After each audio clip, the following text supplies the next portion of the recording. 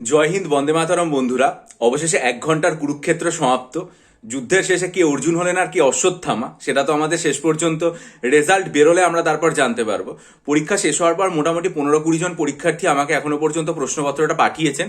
তা সেই প্রশ্ন দেখে, যেহেতু সবাই বারবার বলছেন যে প্রশ্নপত্র কিরকম হয়েছে সেটা নিয়ে একটা আলোচনা করতে, আজকে এই ভিডিওতে কোনো রকম কাট অফ বিশ্লেষণ বা সেভ স্কোর এগুলো নিয়ে আলোচনা করবো না, সেগুলো আমি পরবর্তীকালে আলাদা ভিডিও করব। এই ভিডিওটাতে আমি পুরোপুরিভাবে প্রশ্নপত্র বিশ্লেষণ এবং সেই প্রশ্ন থেকে আমার যে ব্যক্তিগত মতামত সেটা নিয়ে আপনাদের সামনে তুলে ধরছি। দেখুন, সবার প্রথমে আমরা যেটা আলোচনা করব সেটা হচ্ছে গ্রুপ বি বাংলা প্রশ্ন। ঠিক আছে, যেহেতু বাংলা আমাদের মাতৃভাষা, সহজ এই যে বিষয়টা, সেটাতে দুটো প্রতিবেদন দেওয়া হয়েছে, তার মধ্যে যে কোনো একটা পরীক্ষাতে লিখতে হবে। এবং দেখুন, আমি কিন্তু বারবার সবাইকে বলেছিলাম যে পরীক্ষাতে যেটা আসবে সেটা কিন্তু প্রতিবেদনই আসবে, কারণ WBCS পরীক্ষার জন্যই মূলত সম্পাদকীয় প্রতিবেদন থাকে। ওটা ছাড়া অন্য যে কোনো পরীক্ষাতে প্রতিবেদনই আসে সংবাদপত্রের জন্য। পরীক্ষাতে এসছেও তাই, প্রতিবেদন রচনা এসছে। ফলে সেই জায়গাটাতে আপনি মানে তারিখ, নিজস্ব সংবাদদাতা, জায়গার নাম শুরুতে দিয়ে তারপরে আপনি বিষয়টা লিখবেন, অবশ্যই শুরুতে একটা শিরোনাম। এবং যে বিষয় দুটো দেওয়া হয়েছে যার মধ্যে যে কোনো একটা বিষয় অবলম্বনে লিখতে হবে। বিষয় দুটো যথেষ্ট সোজা। একটা হচ্ছে একজন ট্যাক্সি চালকের আর কি মানে মহত্ব, যে তিনি বিপুল অঙ্কের টাকা পেয়েছেন এবং সেটা একজন আর কি মানে প্রকৃত মালিককে ফিরিয়ে দিলেন। যে ধরনের জিনিস আমরা সংবাদপত্রের মানে অনেক সময় দেখে থাকি, যে লোক হারিয়েছে সেই জিনিসটা তাকে আর কি মানে ফিরিয়ে দিলেন, ফলে তাকে আর কি মানে সমাজ পুরস্কৃত করছে বা সেই লোকটা পুরস্কৃত করছে বা প্রশাসন পুরস্কৃত করছে তার মহত্বের জন্য, এবং তিনি সমাজে সকল মানুষের কাছে একটা আদর্শ হিসাবে রাখছেন। এটা আর একটা যে প্রোগ্রাম দেওয়া হয়েছে সেটা হচ্ছে পানীয় জলের যে আর্সেনিক দূষণ সেটা নিয়ন্ত্রণের জন্য সরকার কর্তৃক গৃহীত যে সমস্ত আর কি মানে উদ্যোগ, সেটার প্রেক্ষিতে লেখা। অর্থাৎ আমার মনে হয় যে দুটোর মধ্যে যে কোনো একটা লিখতে কারোর কোনো সমস্যা হবে না। আর্সেনিক দূষণ নিয়ে আমরা প্রচুর পড়াশোনা করেছি এবং বিষয়টা আমরা জানি, আর ট্যাক্সি চালকের মহত্ব তো অনায়াসেই নিজেরা লেখা যাবে। সব থেকে ভালো যেটা, সেটা হচ্ছে রিপোর্টে যেটা WBCS পরীক্ষায় থাকে না, সেটা হচ্ছে এখানে সংকেত সূত্র দিয়ে দেওয়া হয়েছে, যে পানীয় জলের যে সংকট, জেলার সংকট, দূষণ, মানুষের জীবন মৃত্যু, উদ্যোগ, প্রযুক্তির ব্যবহার, কর্মধারা, রক্ষণাবেক্ষণ, যন্ত্রের ব্যবহার, বিশুদ্ধ জল মানে জল পরিশোধন করা, বিশুদ্ধ করার ভাবনা, বাড়ি বাড়ি পাইপের ব্যবস্থা। অর্থাৎ খুব ভালো করে কিন্তু এখানে সংকেত সূত্র দিয়ে দেওয়া হয়েছে। 2 নম্বর যেটা, সেটা হচ্ছে ট্যাক্সি ড্রাইভারের যেটা, সেটা হচ্ছে যে এই যে জিনিস একজন ফেলে গেলেন, সেটার নাম, নির্দিষ্ট যে অঙ্ক। আমার যেটা মনে হয় সেটা হচ্ছে এখানে কিন্তু আপনি যদি কোনো একটা জায়গার উল্লেখ করলেন, যে একটা জায়গাতে ফেলে মানে টাকা পেয়েছে, অবস্থান এবং সেটা সম্পর্কিত যে থানা, তারপর সেখানে গিয়ে যোগাযোগ করা, বা যে হোটেলে ফেরত দেওয়া হচ্ছে সেটার জন্য যে আর কি মানে জায়গাটা কোথায়, হোটেলটা অবস্থিত, তারপরে তাকে পুরস্কৃত করা হলো। বা আপনি যদি অতিরিক্ত একটা বাক্য এখানে যোগ করে দিতে পারেন, যে এখন তো আপনি দেখবেন যে যে কোনো ক্ষেত্রে প্রশাসন থেকে সবসময় উদ্যোগ নেওয়া হয়, যে কোনো একটা ভালো কাজ করলে এলাকার যে প্রশাসনিক কর্তা ব্যক্তিরা আছেন তারা কিন্তু এসে তাকে পুরস্কৃত করেন, বা যারা জনপ্রতিনিধি তাকে পুরস্কৃত করেন। এই যে একটা লাইন আপনি তার সাথে যোগ করে দেওয়ার, এটা আপনার লেখাকে একটা অন্য মাত্রা কিন্তু দিতে পারে। এবং পাশাপাশি তিনি একজন সমাজে জনগণের চোখে আদর্শ ড্রাইভার হলেন এবং সেটা খবরের কাগজে প্রকাশিত হলো। খুবই সহজ, যে কেউ এটা অনায়াসে লিখতে পারবে। এবং 15 নম্বরের এই যে রিপোর্টটা, সেটা আর কি মানে এখানে দেওয়া হয়েছে। 2 নম্বর যেটা বলবো সেটা হচ্ছে সারসংক্ষেপ। সারসংক্ষেপ যেটা দেওয়া হয়েছে সেটা আমরা মানে ক্লাস 8 থেকে পড়ে আসছি, যে ভারতবর্ষ হচ্ছে এমন একটা সমাজ ব্যবস্থা যেখানে বৈচিত্র্যের মধ্যে ঐক্য স্থাপন রয়েছে। মানে এই প্যারাগ্রাফটা কেউ যদি একবারও পড়ে তাহলেই সে অনায়াসে তার সারমর্মটা বুঝতে পারবে। বিন্দুমাত্র কষ্ট করে মাথা খাটানোর যে ব্যাপার তার প্রয়োজনই নেই। যে ভারতবর্ষের নানা রকম বিভিন্নতা রয়েছে, তার মধ্যেও একটা ঐক্যের যে ফল্গু ধারা, সেটা যে ভারতবর্ষের নিচে দিয়ে বয়ে চলেছে সবসময় সংস্কৃতি খাতে, সেটা ক্লাস 8 থেকে আমরা রচনা লিখে আসছি, সেই জিনিসটাই এখানে দিয়ে দেওয়া হয়েছে। অত্যন্ত সহজ। এরপরে যেটা দেওয়া হয়েছে অনুবাদ, চলিত বাংলা ভাষায় এখানে লিখে দেওয়া হয়েছে। কারণ অনেক পরীক্ষার্থীর মধ্যে একটা ব্যাপার আছে, তারা কি করে, সাধু ভাষা অনুবাদ করে, আবার কেউ সাধু চলিত মিশিয়ে ফেলে। যে কারণে আমি আমার অনলাইন ব্যাচে যখন অনুবাদগুলো করিয়েছি বা স্টাডি মেটেরিয়াল দিয়েছি, সব সময় চেষ্টা করেছি চলিত বাংলায় লেখার। আমি সাধু ভাষা একদম ব্যবহার করি এবং সেটা অনুবাদের ক্ষেত্রেও করি না, কারণ আমি জানি যে চলিত বাংলাটাই আজকের দিনে চলে এবং সেটা লেখাই ভালো।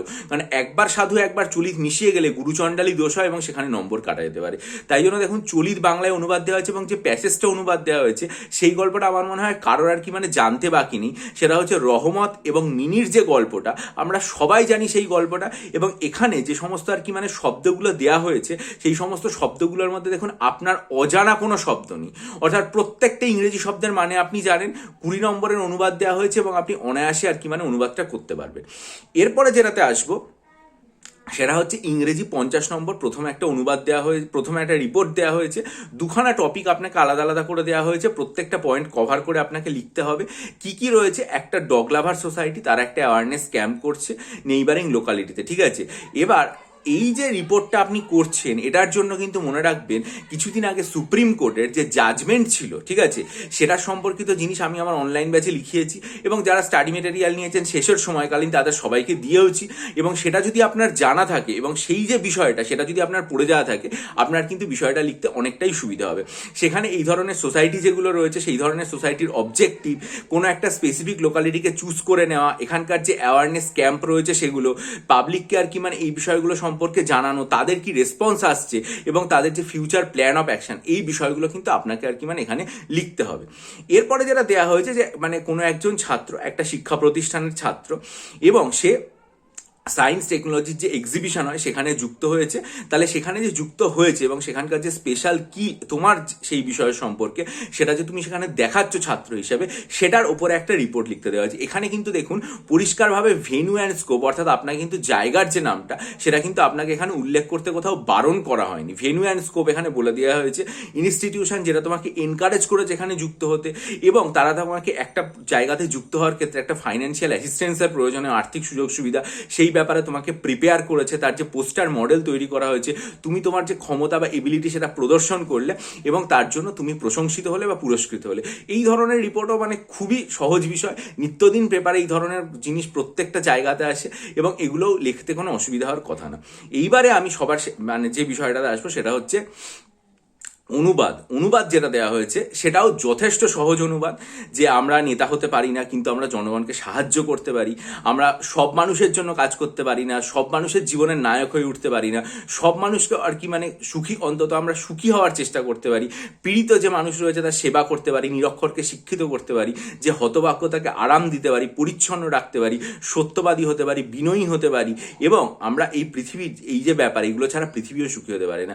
এই যে পুরো জিনিসটা রয়েছে সেটাতেও দেখুন আপনার অজানা কোনো শব্দ নেই, সেগুলো আপনি সব জানেন এবং একটু ভাবনা চিন্তা করলে অনায়াসের মধ্যে এটা করতে পারবেন। যে মানে প্রচণ্ড একটা কঠিন শব্দ সেরকম কিন্তু কিচ্ছু না, খুব সহজ একটা অনুবাদ দেওয়া হয়েছে।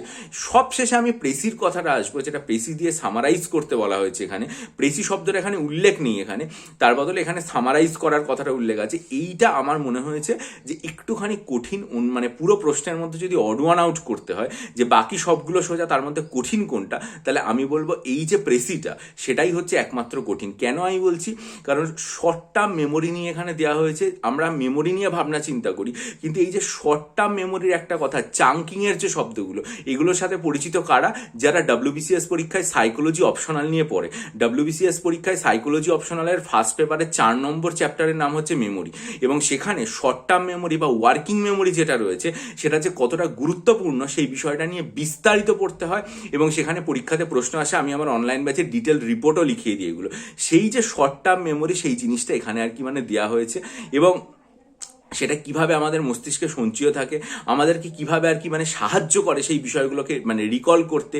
তবে একটা জিনিস আমি বলবো যে এখানে এই চাঙ্কিং এর যে ব্যাপারটা রয়েছে এটা ছাড়া বাকি যে সমস্ত, বা অনেকের হয়তো কগনেটিভ কথাটাতে একটু অসুবিধা হতে পারে, মানে এই ব্যাপারটা আমাদের সাইকোলজিতে কগনেটিভ লার্নিং যে জিনিস রয়েছে সেই জিনিসগুলোও পড়তে হয়, ফলে এই জায়গাটাতে একমাত্র পরীক্ষার্থীদের অসুবিধা হতে পারে। ইংরেজির যে প্রেসিটা রয়েছে সেটা একমাত্র পরীক্ষার্থীদের কাছে কঠিন লাগলেও লাগতে পারে।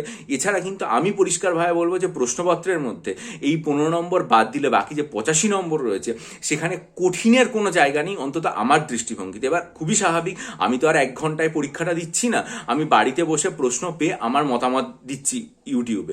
যারা পরীক্ষার্থী হিসাবে পরীক্ষা দিয়েছে তাদের ক্ষেত্রে মতামত সবসময় আলাদা হতে পারে, তাদের ক্ষেত্রে ব্যাপারটা কঠিন নিশ্চয়ই লাগতে পারে।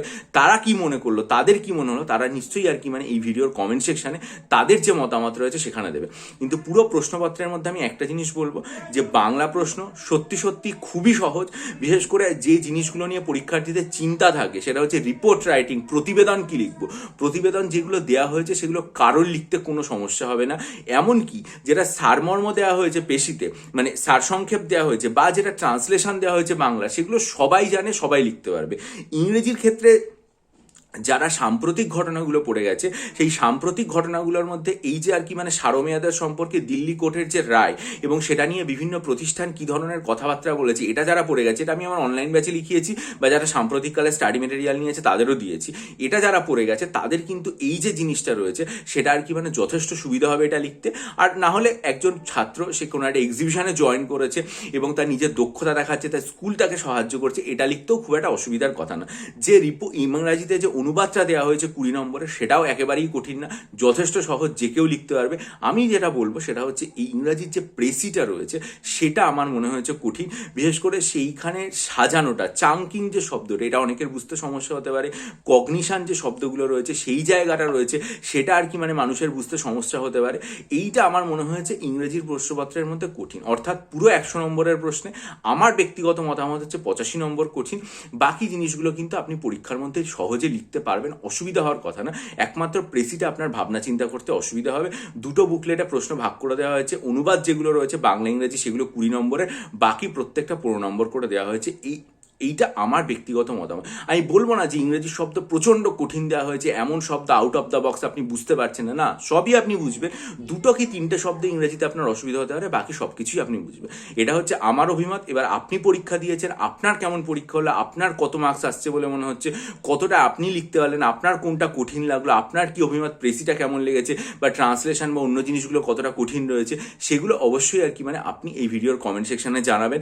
আপনার মূল্যবান মতামত দেবেন, কত নম্বর পেতে পারেন, তাহলে ভবিষ্যতে সেগুলোর উপর ভিত্তি করে নিশ্চয়ই আমি আমার এই চ্যানেলে মানে কত মার্কস পার্ট 2তে পেলে সুবিধা, বা পার্ট 1 পার্ট 2 মিলিয়ে আলটিমেট সেফ স্কোর বা কাট অফ কত হতে পারে, সেগুলো নিয়ে আলোচনা করবো। আর যদি আপনি মনে করেন এই মুহূর্তে আমার কাছ থেকে WBCS পরীক্ষার জন্য 48টা মক টেস্ট নেবেন, অথবা SSCর জন্য আমার তৈরি করা নিউ সিলেবাসের উপর 12টা মক টেস্ট নেবেন, অথবা WBCS এর জন্য সাইকোলজি অপশনাল নিয়ে এখন থেকে প্রস্তুতি নিতে চান, অথবা KPSI মেন পরীক্ষার জন্য ডেসক্রিপটিভ WBPSI মেনের জন্য ডেসক্রিপটিভ বাংলা ইংরেজি বা অঙ্কের স্টাডি মেটেরিয়াল নেবেন, তাহলে ডেসক্রিপশন বক্সে ইমেল আইডির মাধ্যমে যোগাযোগ করুন। প্রত্যেকটা ভিডিওর লিঙ্ক আমার চ্যানেলে সর্বশেষ যে পোস্ট সেকশন সেখানে লেখা এবং ছবির সাথে ভিডিওগুলো লিঙ্ক দেওয়া আছে, দেখুন, দেখে আমার সাথে ইমেলের মাধ্যমে যোগাযোগ করুন। ভালো থাকুন, বিজয়ী হন, সফল হন। চ্যানেলটা সাবস্ক্রাইব করে বেল আইকন প্রেস করে দিন। সমস্ত খবরের জন্য চ্যানেলের দিকে নজর রাখুন। ভিডিওটা লাইক করুন, বন্ধুদের মাঝে ছড়িয়ে দিন। আর দেখুন, সবাই আমার কাছে বলছিলেন যে ডেসক্রিপটিভ বাংলা, ডেসক্রিপটিভ ইংরেজির পাশাপাশি প্রিলিমস এবং মেন্সে WBCS এর জন্য কম্বাইন্ড ব্যাচ যেটা, সেটা ঘোষণা করতে আমি আমার চ্যানেলে জানুয়ারি মাসের শুরুতেই মানে WBCS প্রিলিমস এবং মেন্সের কম্বাইন্ড ব্যাচ ঘোষণা করব। কারণ আগামীকালই তো আর কি মানে শেষ হয়ে যাচ্ছে WBCS ফর্ম ফিল আপের প্রক্রিয়া, তারপর ব্যাচটা ঘোষণা করবো। সমস্ত রকম আপডেটের জন্য চ্যানেলের দিকে নজর রাখুন। যারা ভিডিও দেখে আগ্রহী হবেন তারা যুক্ত হন। ভালো থাকুন, বিজয়ী হন, সফল হন। ভিডিওটা লাইক করে বন্ধুদের মাঝে ছড়িয়ে দিন, আপনাদের মূল্যবান মতামত দিন। ভালো থাকবেন।